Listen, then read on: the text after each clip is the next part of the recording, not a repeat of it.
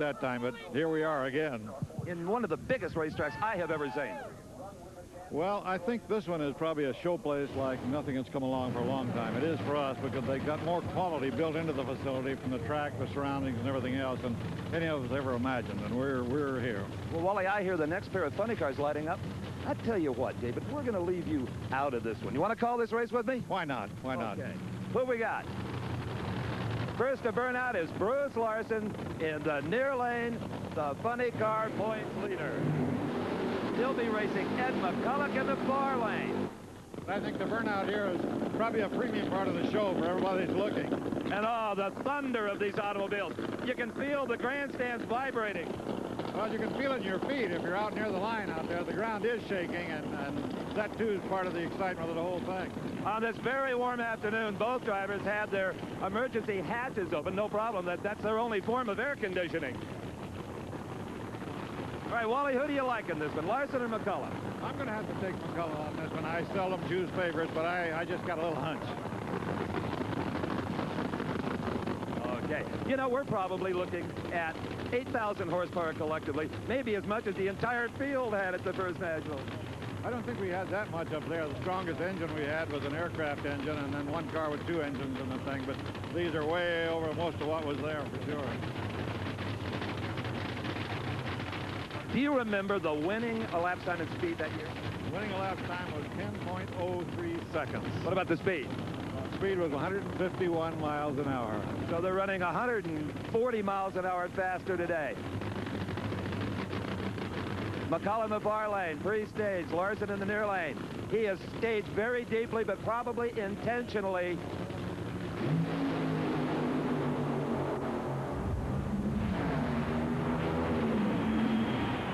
Wally parks you cold at a 546 to a 550. It was a simple little hunch. I didn't know anything that anybody else didn't know. What do you think, David? Did he pass the test or what? With flying colors, Steve Evans, and so did Ed McCulloch as he advances into the semi-final round. What a great race for McCulloch as he puts away the points leader Larson. Look at the advantage right at the starting line here in this replay. You see McCulloch just driving away down the quarter-mile race course. By the time they got to the finish line, Larson was nowhere to be seen. McCulloch just continued to pull away until the race was over. At the starting line now, the quickest funny car ever.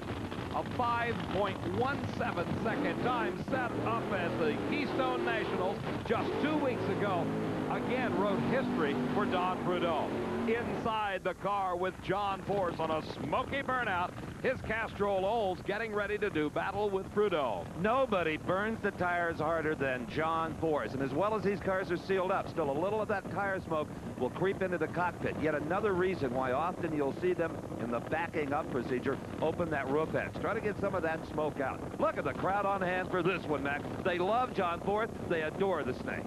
Steve, this is truly a standing room only crowd. After the final day of qualifying, the handwriting was on the wall. They knew they had to open up some areas, and they created some standing room areas. You saw just a portion of it there in front of that huge grandstand. There is another big stand right next to the four-story operations and hospitality complex.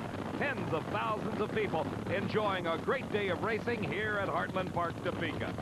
Don Prudhomme, who won the U.S. Nationals and the Big Bud Shootout, $100,000 payday over Labor Day weekend just a month ago, qualified in the number 3 spot at a 5:35. John Force in a good, solid number 8 position.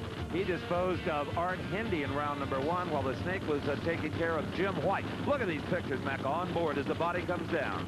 After the body coming down for the second time, after the burnout, crew chief Austin Coyle always raises that Oldsmobile body and takes a ground wire off of the second magneto. He doesn't like to run both magnetos on the burnout. The snake, he runs everything he's got all the time. The Skull Bandit, Don Prudhomme, in his Pontiac bodied car.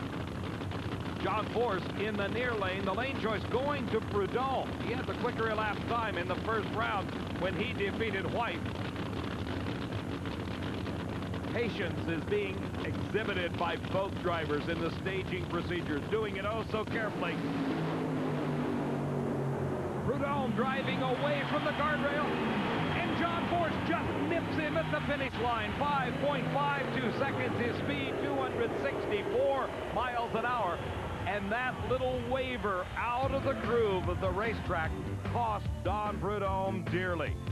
As we look again in replay, it was a 200th of a second advantage by John Force in the near lane, while in the far lane of the track, Prudhomme had his hands full. The car had drifted out of the groove towards the guardrail. He drove it back, continuing to apply the power.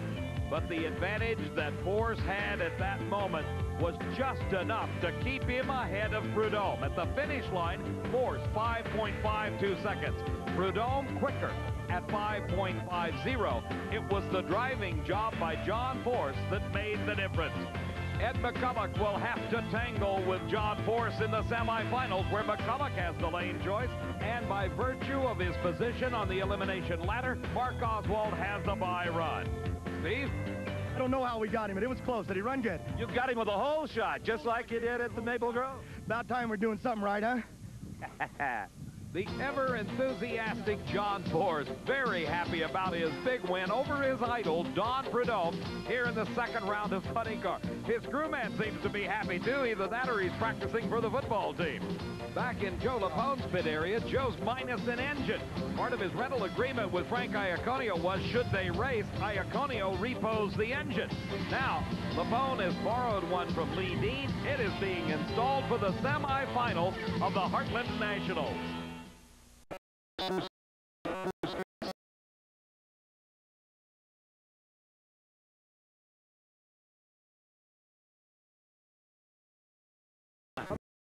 Incredible racing has already taken place here at the inaugural AC Delco Heartland Nationals, but nothing has captured the attention of this huge crowd like this race in the semifinals of Top Fuel Eliminator.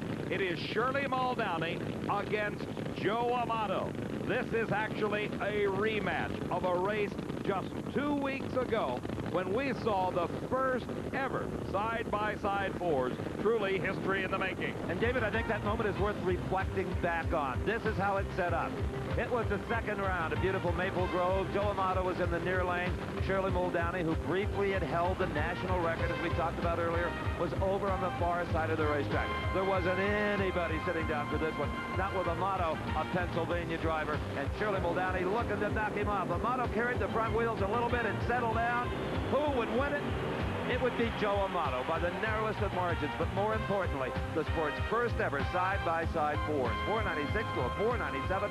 Amato with that huge speed of 290. Well, now it's back to today at Heartland Park, Topeka. What do you think, Mac? Shirley is the only car that is run in the 4-second range. She did it on the very first run down this racetrack in the first day of qualifying.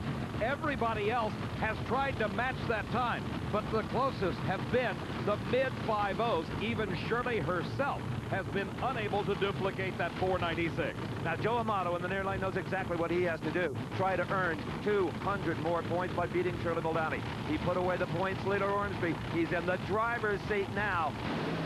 Shirley and Amato. Amato smokes the tires. It's over. And Shirley wins the big one to put her into the final round of the Heartland Nationals. 5:10. Very consistent. Shirley Muldowney at 274 miles an hour advances into the final round. Back on the starting line, our next pair. The engine's running. This is Connie Coletta. Alongside of him, Dick LaHaye. It is now LaHaye's turn to try to earn some points. He just watched Amato smoke the tires right off the starting line. One of the very few cars that has overpowered this new racetrack at Heartland Park, Topeka. LaHaye has a chance to move up on both Amato and the points leader, Gary Ormsby. This Top Fuel points chase has turned into a real war, with Ormsby just barely able to maintain a lead at this point. Let's go to Steve. 2 weeks ago at Maple Grove, when Joe Amato beat Shirley Muldowney, even though she ran a 4-second elapsed time, she was all smiles, happy to be part of the first ever side-by-side fours. But you still owed him one. And I'm all smiles now. A 5:10. Oh, that hay was good enough, you know. I finally didn't get welded by my friend Amato. You know, the car looks like it's moving around a little bit in the wind at the big end. It is. It's really moving around. And, you know, this Swindle's car really handles like a baby carriage. It's very windy here. You may get a bouquet from Gary Ormsby as you stop Joe Amato here, and Gary may still lead with the points lead. A bouquet. Let's hope they're not black roses. Joe, good job. We had a good run going, Steve, but it smoked the tires when the front end came down. You gained to the points. Well, we'll keep going, trying to just do 200 points a race. That'll be enough. Joe Amato knows exactly what he has to do. Outlast Gary Ormsby in each of the 3 remaining races by only 1 round per race, and he will repeat as the Winston Top Fuel champ. Providing that Dick LaHaye doesn't go around further than either one of them. LaHaye is really in a wonderful position to strike, as you said earlier, Dave, if he can beat Canicoletta right now. LaHaye, with the lane choice, has selected the far lane of the track. I really don't think there's much difference between the 2 lanes. We have seen consistently the quicker cars take the far lane, and like Amato before him, Coletta goes up in smoke at the starting line. The elapsed time for LaHaye, 5.15 seconds and 273 miles an hour. 2 close friends meeting in the final round of this inaugural AC Delco Heartland Nationals. Shirley Mulvalley will race Dick LaHaye, and Shirley has the choice of lane. In the funny car pit area, the crew on Mark Oswald's Ford Probe hard at work, getting that car ready for what is a big break for Oswald, a bye in the semifinals. That single will automatically advance him to the final round. Steve? Even with all the prize money at stake here today in Topeka, guys like Dick LaHaye, Joe Amato, and Gary Ormsby, they're counting points more than they are dollars, leading up to a $150,000 season in bonus. You got 200 more, Richard. Oh, thank you, Steve. Car slowed down that run. I felt it dropping off on the other end, but at least we're in the final and we got a chance for another round here. Well, it didn't drop off too badly. A 5:15, a very competitive number. Well, that's the slowest run we've made all weekend, by, what, 700s. So it's, a little disappointing, but at least we're there and we're going to give her our best shot. Well, it's a her, all right. It certainly is. She's got lane choice. A big deal or not? Not really. I run the quickest run yesterday in qualifying over there in the right-hand lane. We'll be very comfortable over there. Okay. Dick LaHaye, final round bound again. LaHaye trying to win his 2nd Top Fuel title. He won it back in 1987. Pro Stock Racing coming up next.